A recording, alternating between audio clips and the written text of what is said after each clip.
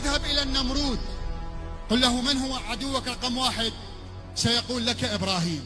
تعال إلى قريش اسألها، اسأل أبو لهب، أبو جهل، أبو سفيان، من هو عدوكم رقم واحد؟ سيقولون هو النبي صلى الله عليه وآله.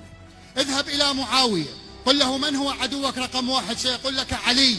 بعد شهادة علي اسأل معاوية من عدوك رقم واحد، سيقول الحسن.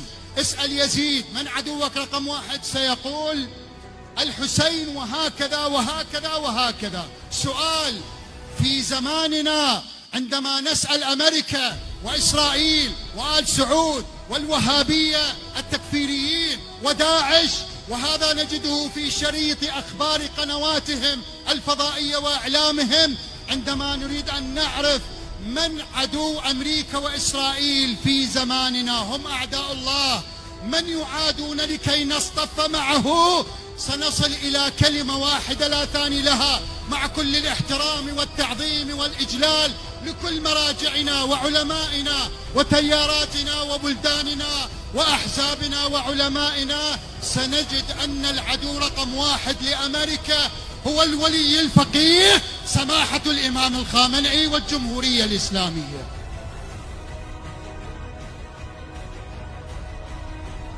هذه هي الحقيقة، لا نفر، لا ينبغي أن نفر. اليوم العدو هو أمريكا، هي يزيد زماننا. ينبغي أن نقف في جبهة الحق مع الجمهورية، مع ولاية الفقيه. هذا هو الخط، لا نخجل من ذلك، لأن هذا ديننا، لأن هذا في حسابنا.